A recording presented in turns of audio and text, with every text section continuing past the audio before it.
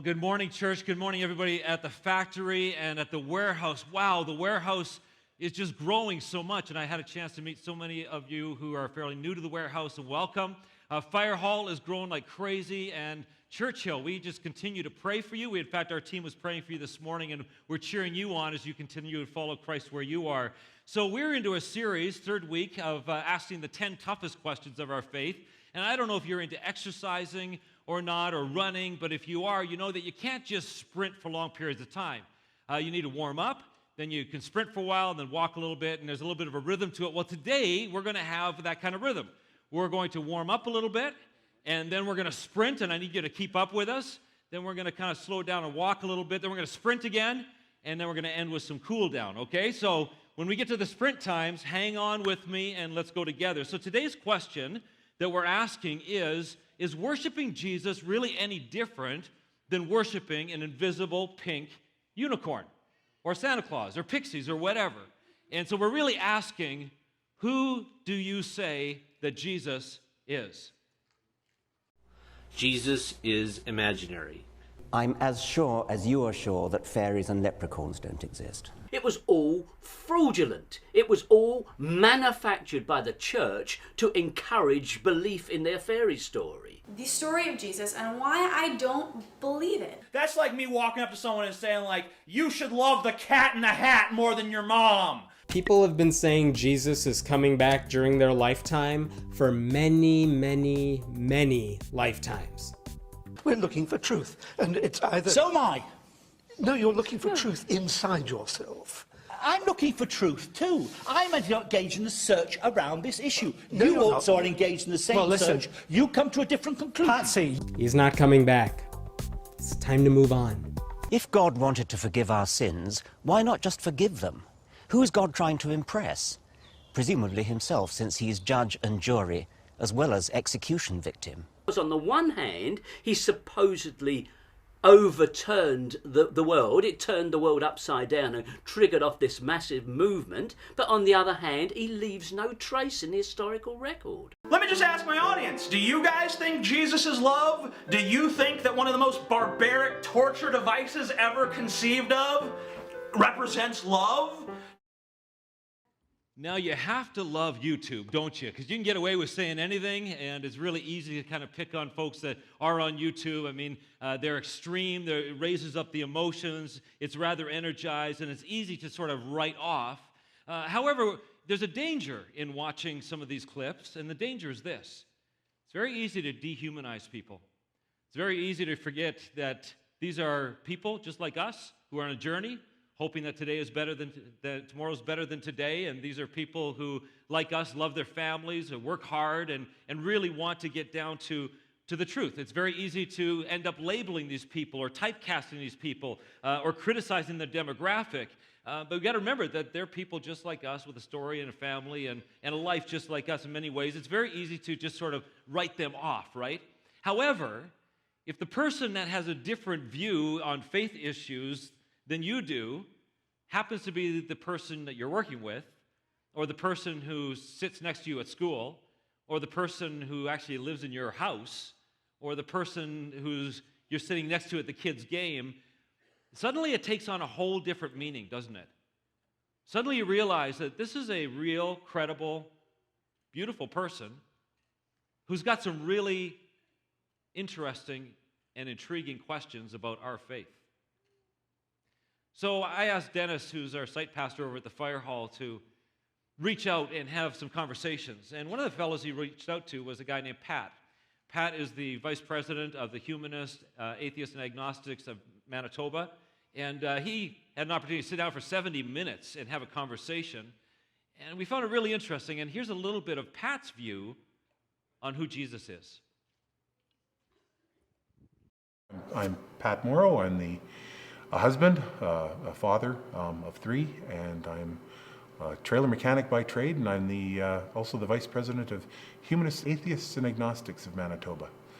Capital H humanism is essentially it's a life philosophy based on reason, on science, and because we base our our philosophy, our reasoning, our lives essentially on reason, evidence, scientific inquiry, that kind of excludes the supernatural, and that would exclude God. There could have been an itinerant preacher that lived 2,000 years ago, but if we look at the historical record, we can see the stories of Jesus in very varied of different myths, and that gives to the idea that this guy probably could have existed, but in the end, the only evidence we have for Jesus Christ is what we have in the Bible, contemporaneous evidence. We don't have any record of this Jesus person. We don't have any mention of him till 150 years after his supposed crucifixion. And the evidence for me, if I'm going to base my entire life philosophy, he's got to be more moral than that, and he's got to be more real. And the idea of divine hiddenness, that he is not around, we never see them, except, of course, we have a feeling in our hearts or whatever, is probably one of the best arguments for non-belief. Depending on your Christianity and the version of Bible you are going by, Jesus seemed to have no problem with slavery. Slaves obey your earthly masters, or servants, depending on.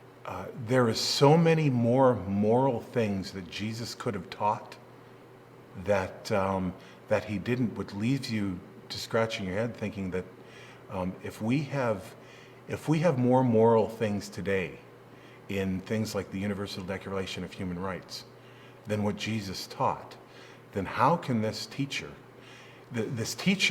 who may or may not have existed, would have come up with better ideas such as, don't own other people. It's not good.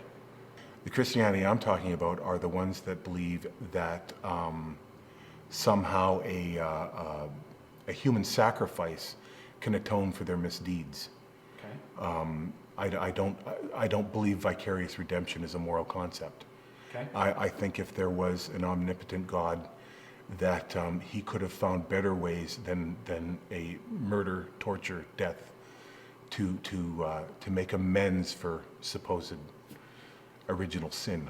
Also, unquestioning faith is probably something that would bother most humanists. Believing something without evidence is not a good way to go through life. It's not a path to truth.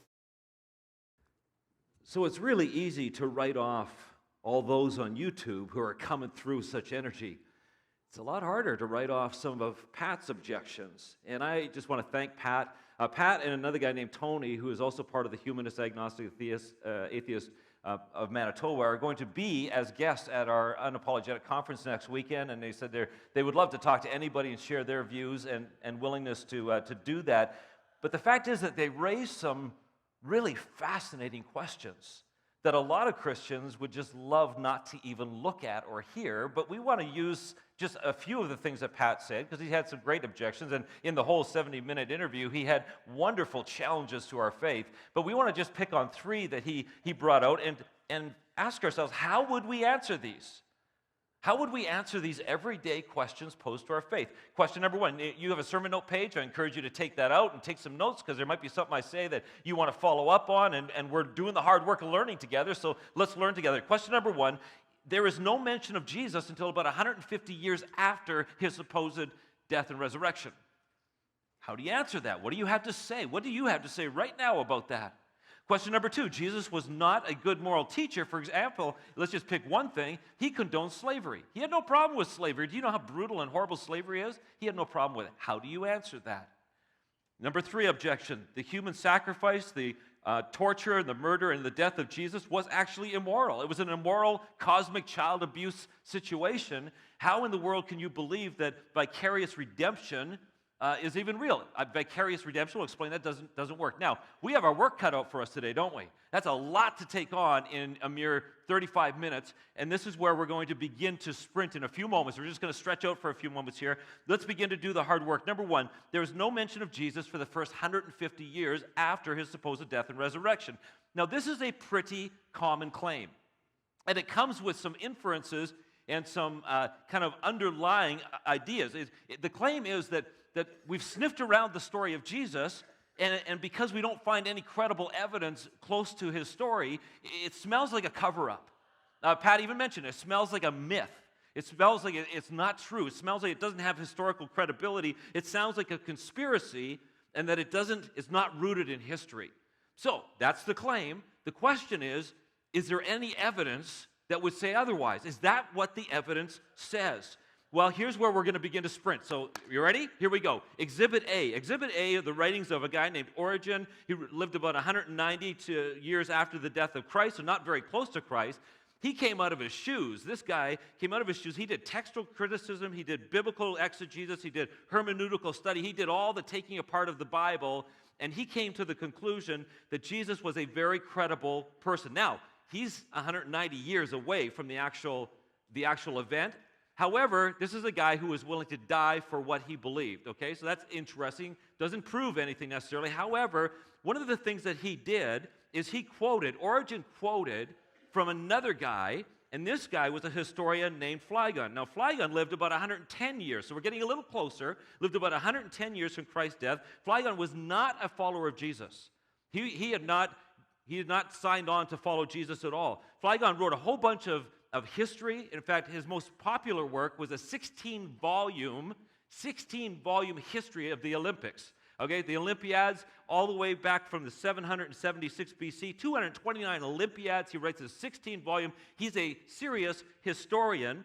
And in one of his books, Phlegon ends up saying something rather interesting that Origen ends up quoting, and it's this. And with regards to the eclipse in the time of Tiberius Caesar, in whose reign Jesus appears to have been crucified, and the great earthquakes which then took place. Now, what does that mean? All we know is right now we have a mention of Jesus and some earthquakes and Tiberius Caesar. We got something going back to about 110 that Origen is quoting, okay? That is not exactly an expert witness, a star witness. It's not going to close any case. However, it is interesting. That's Exhibit B. Exhibit C, we're sprinting here. A guy named Mara Bar Serapion. Mara Bar Serapion wrote about 70 years after the death of Christ. Now, he was a Syrian philosopher. Again, not a follower of Christ, but he's writing a letter to his son, and this is something that we find in his writings. It says this: what advantage did the Athenians gain from putting Socrates to death? What advantage did the men of Samos gain from burning Pythagoras? What advantage did the Jews gain from executing their wise king? Nor did their wise king die for good. He lives on in the teachings which he had given. Now, he doesn't mention the name Jesus or Christ. And some would argue that this is not a reference to Jesus, but many historians would say that wise king, the Jewish wise king, is the king of the Jews. Okay, so again, we're just throwing it in the hopper. It's rather interesting to us that this name is mentioned. Admittedly, he doesn't name the name Jesus, but there seems to be an inference there. Exhibit D, Lucian. Lucian is a Greek satirist, and Lucian is somebody who makes fun of Christians. Now, we're sort of tucking him into the timeline, so we're kind of going back out a little bit.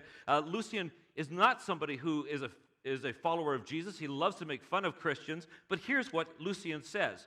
Lucian says, the Christians worship a man to this day, the distinguished personage who introduced their novel rites and was crucified on that account. From the moment that they are converted, they deny the gods of Greece and worship the crucified sage and live after his laws. Obviously talking about Jesus. Now, if Lucian wanted to demean and just criticize Christianity and make fun of it, and it was believed at the time that Jesus never even really existed, he would have just said, and it's all a myth. The Christians believe a myth. It's just like believing in fairies and pixies. It's not true at all. However, even as a critic, even as a satirist, he tends to lean towards authenticating the fact that Jesus actually lived. We're sprinting, all right? So Exhibit E, Tacitus. Tacitus was born about 60 years after Jesus' death, and Tacitus is a Roman historian who analyzes the Roman history, not from a Christian perspective. We won't get into exactly what he said. However, he ends up writing about Nero, who burnt Christians at the stake, and it blames Christians on all the disasters of Rome, and he very, very explicitly, in fact, I will read one part of this, just the second part starts with suffered the extreme, he talks about Jesus Christ, suffered the extreme penalty during the reign of Tiberius at the hands of one of the procurators, Pontius Pilatus, and the most mischievous superstition, thus checked for the moment, it was checked for the moment, was kind of held in balance, again broke out, not only in Judea, the first source of this evil, Christianity was called evil, but even in Rome. So here we've got somebody who's living about 60 years after Jesus that's talking about Jesus. Exhibit F, Thallus. Now, Thallus writes 3 books, Mediterranean history books, and he is somebody that we don't even have his writings right now. However, a later historian quotes Thallus and seems to collaborate that there was, in fact, a Jesus living. Again, we're not going to dig into this, but it's interesting that this guy is living about 50, 60 years after Christ's death, and there he is appearing in history. He's not a star witness. However, we do have one last star witness who we will name Titus Flavius Josephus. Now, Titus Flavius Josephus is somebody who wrote a bunch of work. He was somebody who defected from Judaism to join the Roman side. He's not a Christian. He's not favorable to Christians. However, he writes a lot about Jesus, and this is just one of his quotes, and it says this. Now, there's about this time Jesus, a wise man, if it's lawful to call him a man, for he was one who wrought surprising feats. He was the Christ. He appeared to them alive again on the 3rd day as the divine prophet had foretold these and 10,000 other wonderful things concerning him. Now, Flavius Josephus is probably one of our most solid sources. And of course, people look at this evidence and would argue otherwise. However, we're asking the question, is there anybody that even mentions Jesus outside of the Bible in the first 150 years? Absolutely. There's a whole chain of people that mention Jesus. Exhibit H, we're still sprinting. The 4 extensive historical books of Mark, Luke, Matthew, and John. Now, there's often the objection. The objection says these are not credible books that we're allowed to mention because they're in the Bible. Because they were bound together and put into our Bibles, therefore they're incredibly biased, and so therefore you cannot even look at these. However, what you need to realize is that these were people like any other historians writing down and chronicling the biography of Jesus. It was only later that they were assembled into our Bible. However, they were just as credible historians. Now, on this whole idea that they were in Jesus' corner and were biased, absolutely. Absolutely they were in Jesus' corner. Absolutely they were biased. However, that does not exclude them from history.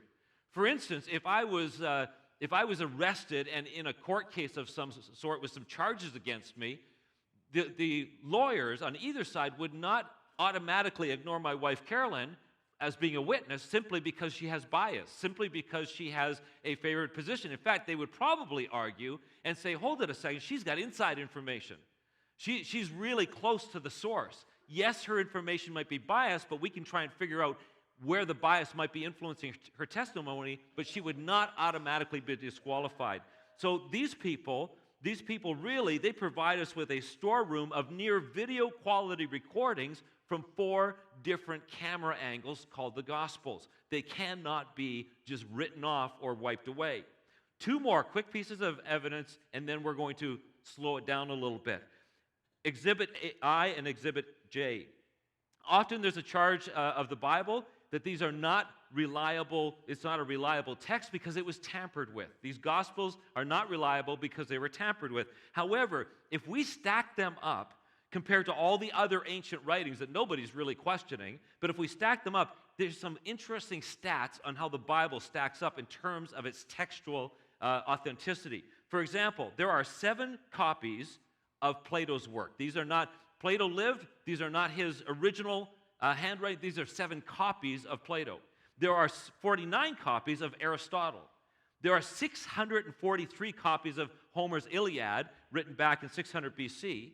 However, there are 5,600 copies of the Bible, the New Testament, and if you include all the fragments and all the partial copies that have been cataloged, there's actually 24,000 copies. Now, what does that tell us? That tells us that there's a lot of material that we can cross-reference to see if anybody has tampered with this. Here's the last piece of evidence. Exhibit J is really quite telling as well, and that's a time span between the original writing and when the first copies that we have don't have the originals of any of this stuff, of any ancient works, but from the time span of when it was originally written until the first copies appear. And what's interesting is that in all the ancient works, That time span from original writing until the first copy that we have is minimum 500 years, all the way up to 1,000 or 1,400 years. However, when we look at the scriptures, from the original writing until the first copy we have is 25 to 50 years. This is profound evidence that cannot just be wiped away with a statement, there's no historical record for at least 150 years. That is a bit of a misleading statement. The fact is there is plenty of evidence. It's circumstantial evidence, but really when you look at anything in history, it's all circumstantial evidence. Unless you have somebody standing in front of you that lived then and saw it as an eyewitness, everything is circumstantial evidence. Now, a book I would highly recommend to you is Cold Case Christianity by J. Warner Wallace. Now, J. Warner Wallace, you might have seen him in God's Not Dead 2. He plays himself in that movie. You might have seen it on Dateline. He is the most featured homicide detective on the Dateline investigative reporting show. And he's written this book, Cold Case Christianity, and it's a fascinating book. It's a very helpful book.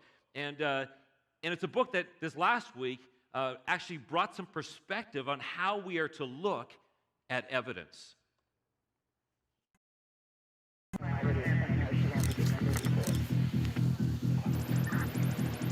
There's no statute of limitations on murder, and the ones that are unsolved go into a cold case file. In Torrance, California, those cases landed on the desk of Detective Jim Warner Wallace. Jim started in law enforcement as a patrol officer. A second-generation cop, he wore his badge proudly. He had a keen eye and sharp mind, and by his 30s was promoted to detective. He was also a loving husband, dedicated father, and an avowed atheist. I was more than happy with the idea that I would live my life, and when I closed my eyes for the last time, I would be in the dirt. Came from nothing, I'll go back to nothing. The idea of a life after this one was meaningless to me. If you had told me that I was a sinner, I would have laughed at you. I know what sinners look like. They're the folks I take to jail. That's not me. I'm a good guy. Jim always prided himself in his intellect and openly mocked people of faith, especially Christians. I thought it was a completely unnecessary mythology that I just could not be part of. Reason and observation and scientific exploration would eventually have answers for all the questions that I had about life. Well, Jim Wallace, thank you so much for being willing to take some time with Riverwood, which is awesome. So first question off is, in your book, you say that at age 35, you were an angry atheist, a skeptic that routinely dissected Christians and Christian worldview. Tell me about that, and how did you end up finding Christ? A friend of ours had been asking us to go to church, and so we stepped foot for the first time. I'm 35 years old, and we're in a evangelical church, a huge mega church here in Orange County. And I thought to myself, oh my gosh, it was to me it was crazy. I'd never seen worship. It seemed to be a little bit over the top, lot loud, crowded. Probably about 3,000 people there that day in that service. But the pastor was able to throw Jesus in a way that I could at least catch him for a short time. I could at least catch this version he pitched. He said a lot of things, but one of the things he said that stuck out in my mind was that Jesus was the smartest guy who ever lived. He didn't say it exactly like that, but that's basically his point. And he said all of Western culture has been built on the teaching of Jesus. You might want to, here I am as a police officer enforcing the very laws that he alleged were developed and informed by Jesus. So maybe you should know what Jesus has to say.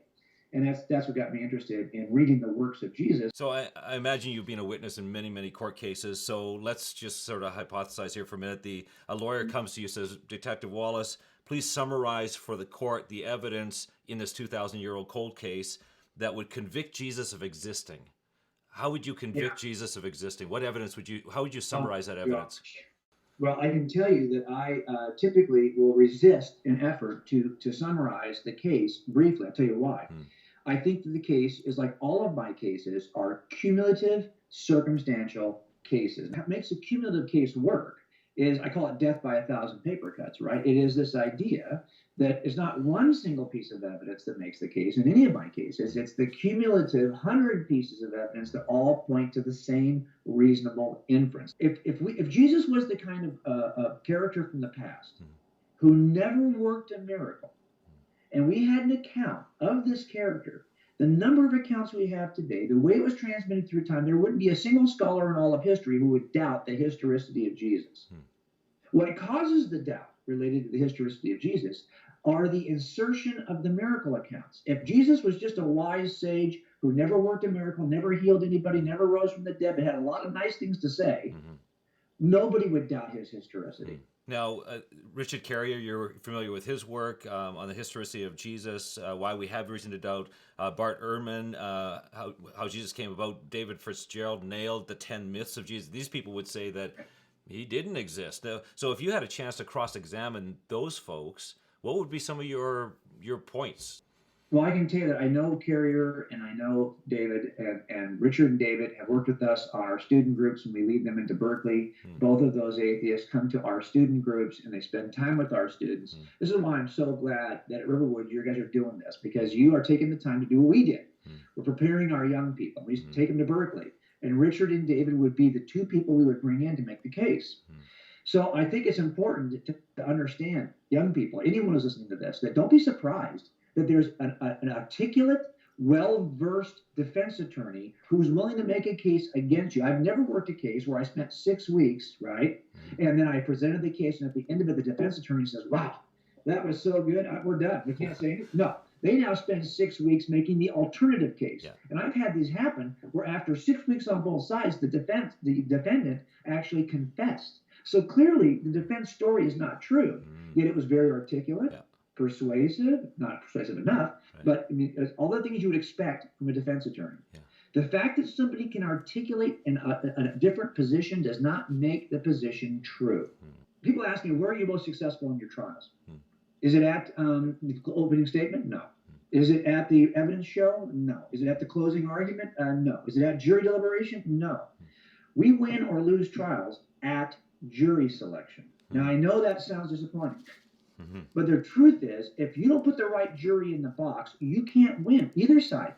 So both sides make a concerted effort during the voir dire to pick a jury that both sides think they can win with.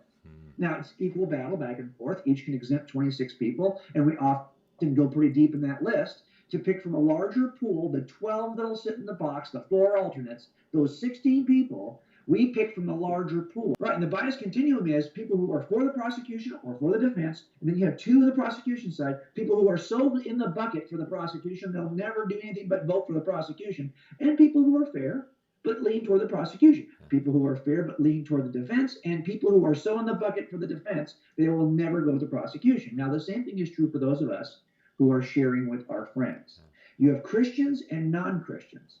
And they break into 2 groups. Christians who are so committed to their Christianity, you could drag the dead body of Jesus in front of them. They wouldn't care. They're going to stay Christians. They believe it's good for them. They're happy with it.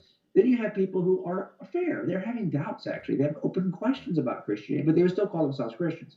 Non-believers who have open doubts, but would still call themselves non-believers. And people who are such adamant atheists that they are actually anti-theists. I want to help Christians in the number 1 box know that even though you're committed, you probably have a young person in your life who's in box number 2. You need to know how to make the case for the guy in box number 2, who's probably your son or daughter.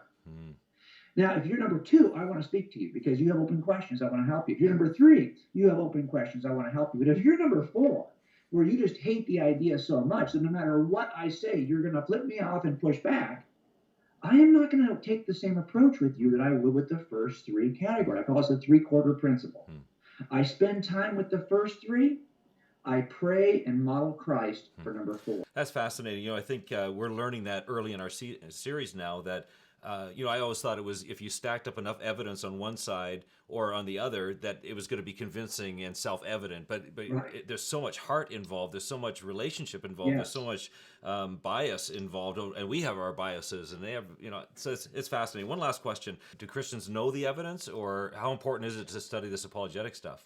I wish they did. I ask this question a lot, and I put this in the next book. I ask the question, why are you guys Christians? And I get the same 3 answers everywhere I go. And here they are. I'm a Christian because I was raised that way. That's the number 1 answer.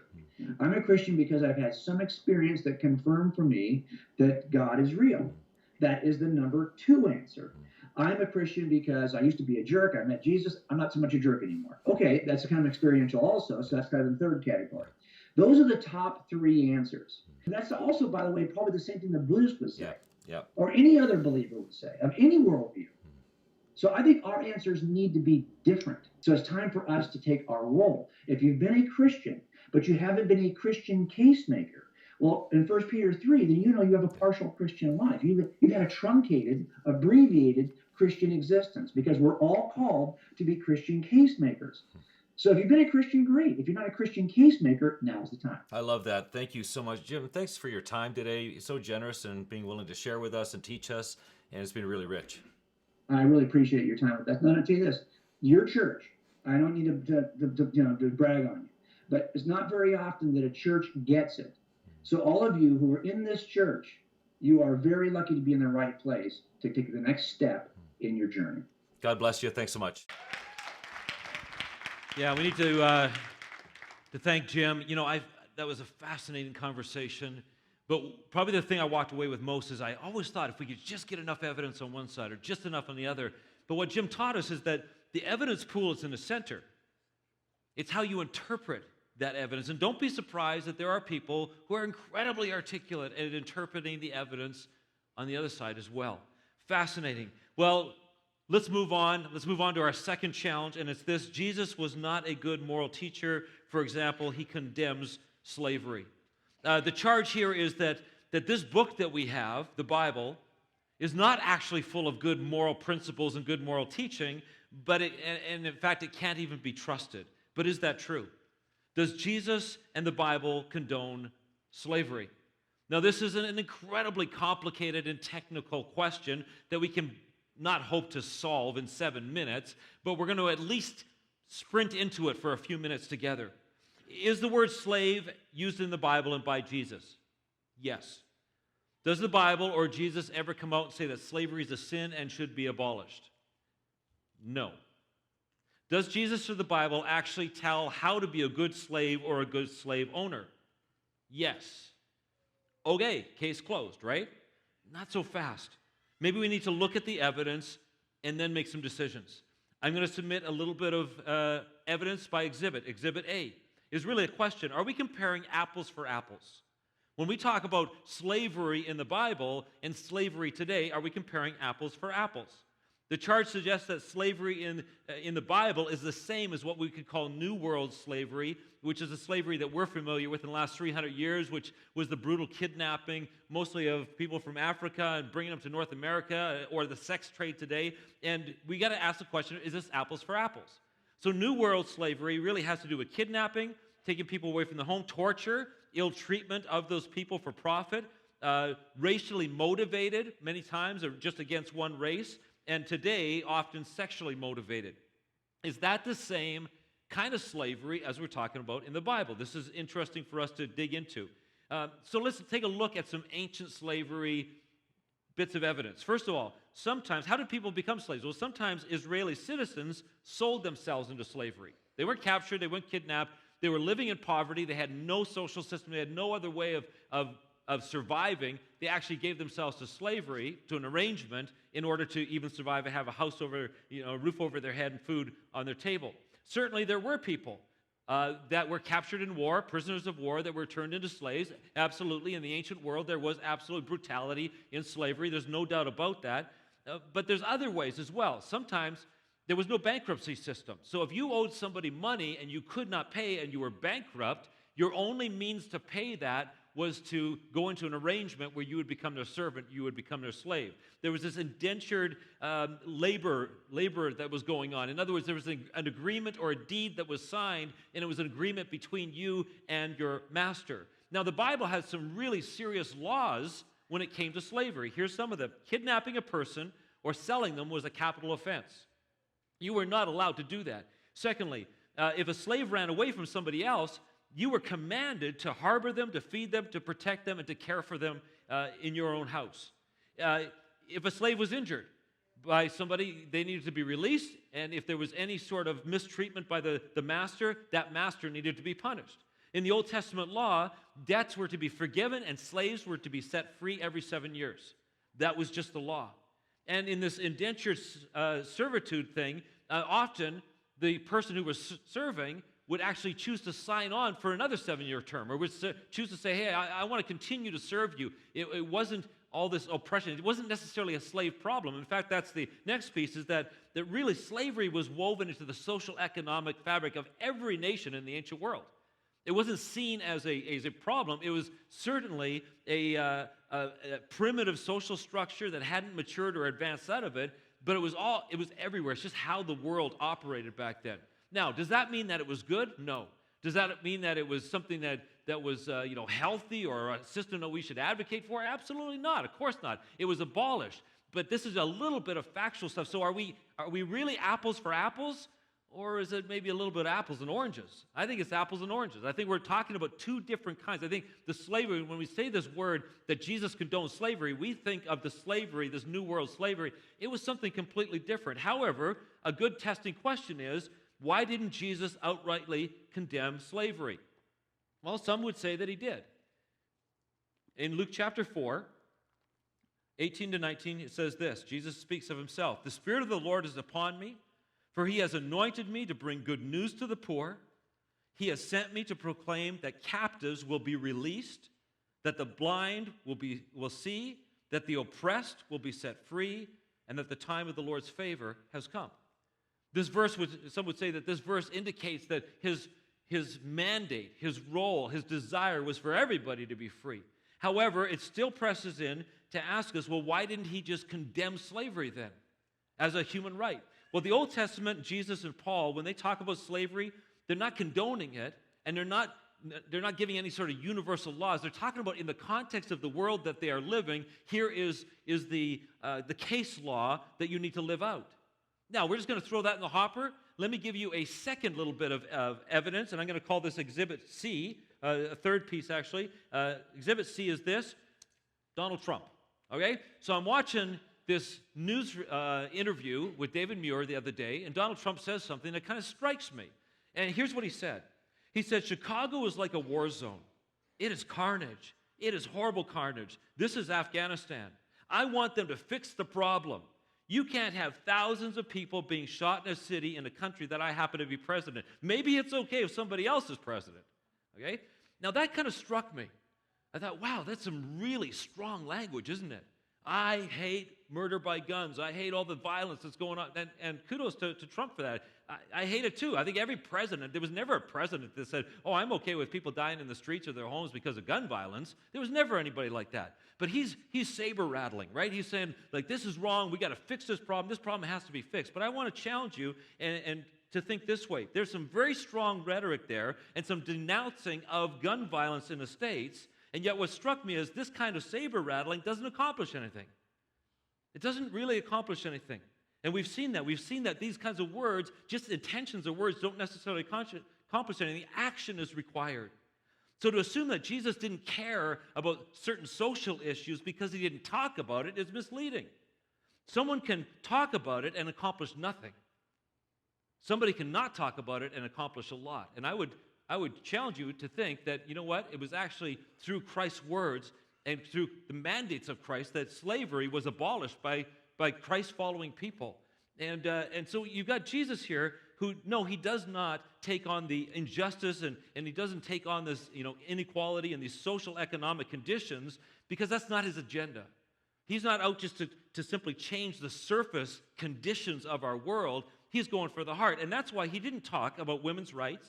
He didn't talk about the sanctity of life before people were born or at the end of life. He didn't talk about child poverty. He didn't talk about unjust labor laws and sweatshops. He didn't talk about discrimination, address discrimination or animal rights or the environment or corporate greed or substance abuse or sex trafficking. And he didn't talk about slavery. But it doesn't mean that he condones any of those things. It's an argument from silence, really. And it's very easy for the opponents of Jesus to say, look, here's what Jesus didn't talk about, while ignoring what Jesus did talk about. And Jesus was very, very clear about his mission. His mission wasn't to socially, economically change the surface of society. He was working very much to change the hearts of people, and he was working to reconcile people to God. Now that leads us to our third objection, and it's this. The human sacrifice, the murder, the torture, the death of Jesus was immoral.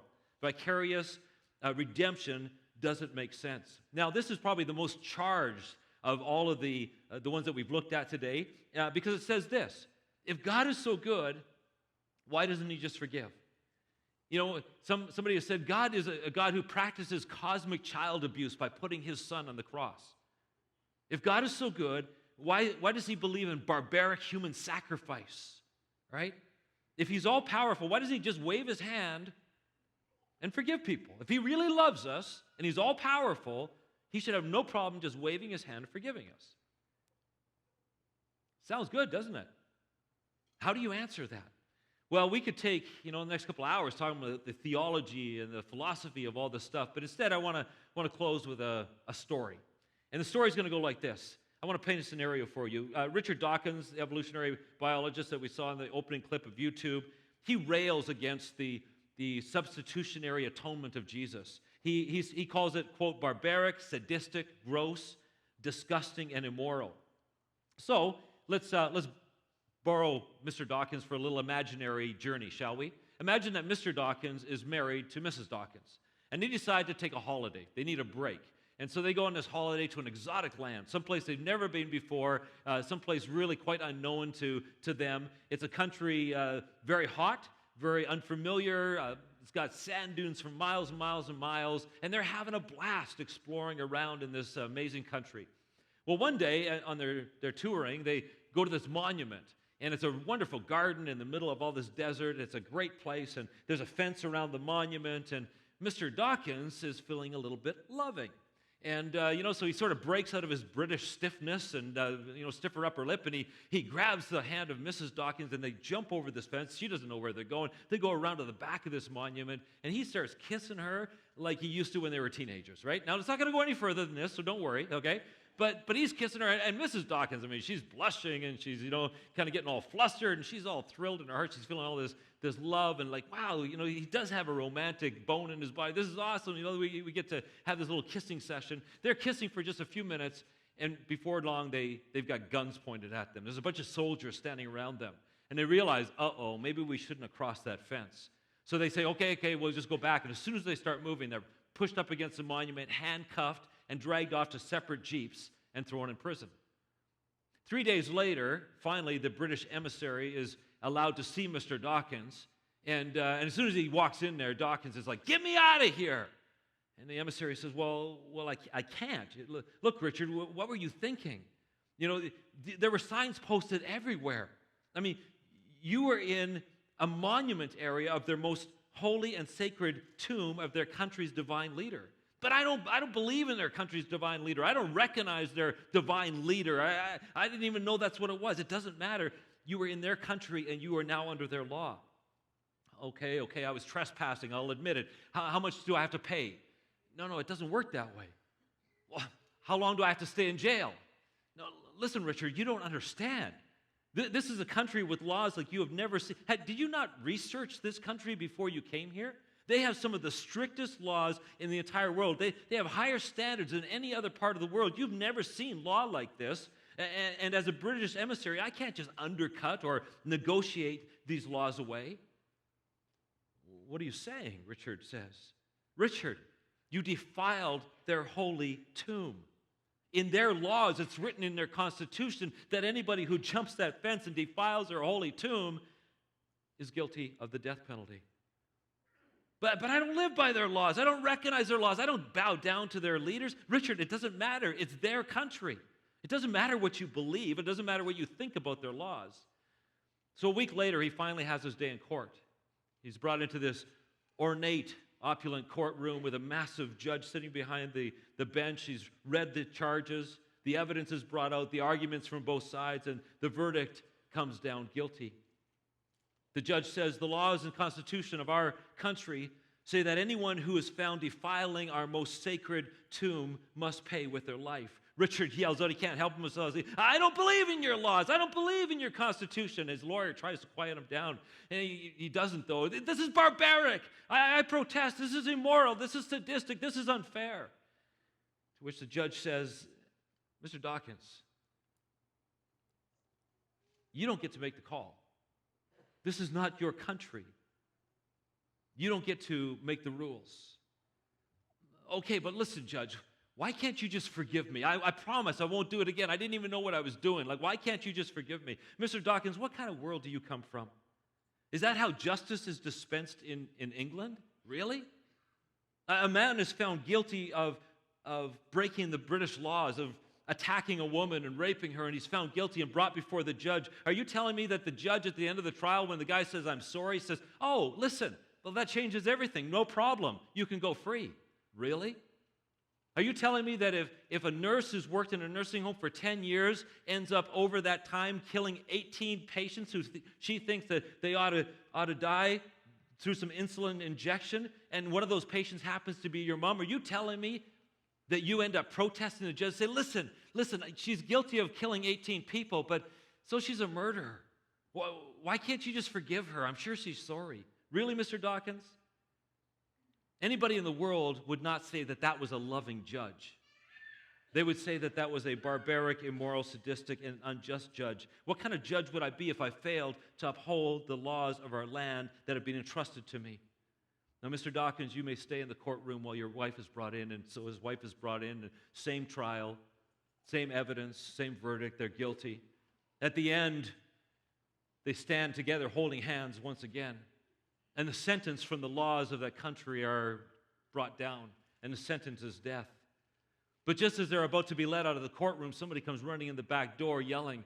Everybody's turns, and they're expecting the judge to throw this person out, and then they realize who this person is. It's the judge's own son. And he says, Judge, Dad, listen, these people, I know them. I know that they are guilty. I saw the evidence. I know that they're guilty of breaking our laws. I know that they deserve the punishment of death. But Dad, you got to realize that Professor Dawkins was my teacher. I was in their home many, many times. I spent years playing with their kids. I love these people. Their kids need their parents. I feel very, very strongly about this. So I want you to make an exchange. I want you to exchange me for their punishment. I'll take their place, and they can go free. Now, you know what Mr. Dawkins is going to do, right? That doesn't make any sense. 2 people for 1, that doesn't make sense. This is illogical. He's not going to, we're guilty. He's not going to take our guilt. You can't transfer our guilt over to him. This makes no sense at all. I do not agree with this. I don't think so. I think somehow in that process there would be a change of perspective of this substitutionary atonement, of this vicarious redemption. Now, if Dawkins did complain at all to the judge, I think the judge would say, Mr. and Mrs. Dawkins, although this might not make any sense to you because you're not in England, this is, in fact, in the provision of our law, that if anyone morally innocent wants to, motivated by love, grace, and mercy, take the place of a guilty party, the law will be satisfied with their action. And my guess is that if Mr. Dawkins walked past the execution chamber, the gallows, the firing squad, the cross, and saw somebody taking the place for him and his wife, that his smugness and his condescending disdain of substitutionary atonement would be replaced with humility and with gratitude and indebtedness for undeserved mercy. Now, I will admit that any attempt to illustrate or bring an analogy breaks down eventually and ends up even getting a little bit corny. But here's the point. The point is this, that I think if there was some sort of situation where somebody like Dawkins or somebody else, where their life was on the line and somebody stepped in to save them and set them free, I think their perspective would change. And I think if that had been their situation, they'd probably go home and get Isaiah 53 tattooed on their arm or something, because it says this: there was nothing beautiful or majestic about his appearance, nothing to attract us to him. He was despised and rejected, a man of sorrows, acquainted with the deepest grief. We turned our backs on him and looked the other way. He was despised and we did not care. In fact, yet it was our weakness that he carried. It was our sorrows that weighed him down. And we thought his troubles were the punishment of God. We thought God was punishing him, a punishment for our own sins. But he was pierced for our rebellion, crushed for our sins. He was beaten so that we could be whole. He was whipped so that we would be healed. All of us, like sheep, have strayed away. We have left God's path to follow our own, yet the Lord laid on him the sins of us all. When Richard Dawkins and others walk past that cross, they say, oh, that's vile, that's barbaric, that's sadistic, that's immoral, that's sick. But I think they're missing the point. I think they're missing the point that, first of all, the brutality of the cross was not God's idea. The brutality of the cross was simply how the Romans crucified criminals. Secondly, I think they miss the fact that even if they don't agree with it or understand it, these are not their rules. These are not their laws. This is a rule set down by God himself, and God has the right to make whatever rules and to create whatever rules he wants. Thirdly, God did not need to step in. God did not need to step in and die for us, but he chose to, motivated by his love for Richard. Motivated by his love for us. So when Richard walks past that cross, it says, oh, it's gross, it's defiling, it's sadistic, it's cosmic child abuse. It's funny how you can look at the very same evidence, because I walk past that cross, the very same cross, and with tears in my eyes, I say, I can't even imagine such incredible grace, such incredible mercy, such incredible willingness to take my place and to die for me. Same evidence, different conclusions. I'm going to hand those of you at the warehouse off to your site host. You guys can spend some time praying together there, and we're going to take a moment here.